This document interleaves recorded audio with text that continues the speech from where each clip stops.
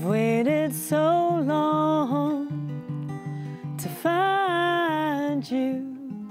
I'd been really thinking about this idea of what would the anti-stream for today's streaming world look like, and how could you kind of recreate that tangible component, all of the artwork that we're currently missing out of that streaming experience, with this kind of really pure sound, and bring that to life for today's generation.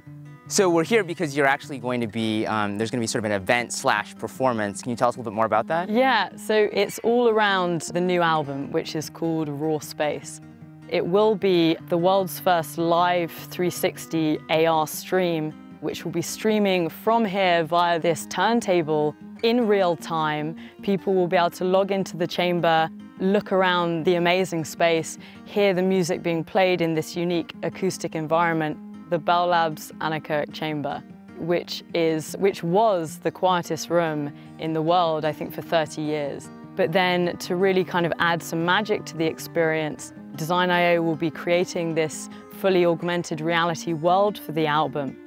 So it will appear as if the artwork is literally flying off the record and surrounding you as a listener, transporting you into the world of each particular track.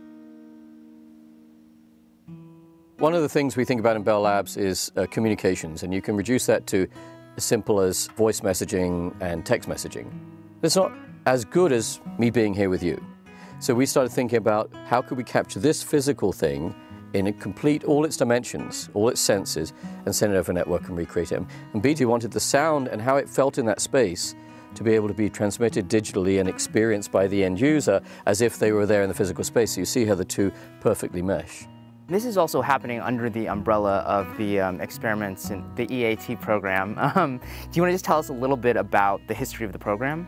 Yes, so e.a.t. was a set of collaborations we started with artists in New York. At the time, it was Robert Rauschenberg, Andy Warhol, John Cage, and a whole bunch of others. They were sort of had this rudimentary thesis of, can we digitally capture art?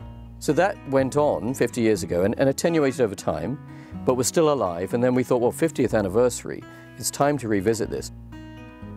Raw Space will go live on May 5th, and people will be able to log in via YouTube, with YouTube 360, on a phone, a smartphone, an iPad, and they'll be able to explore this fantastic room and hear the album being played and get this totally immersive Fantasia-like experience.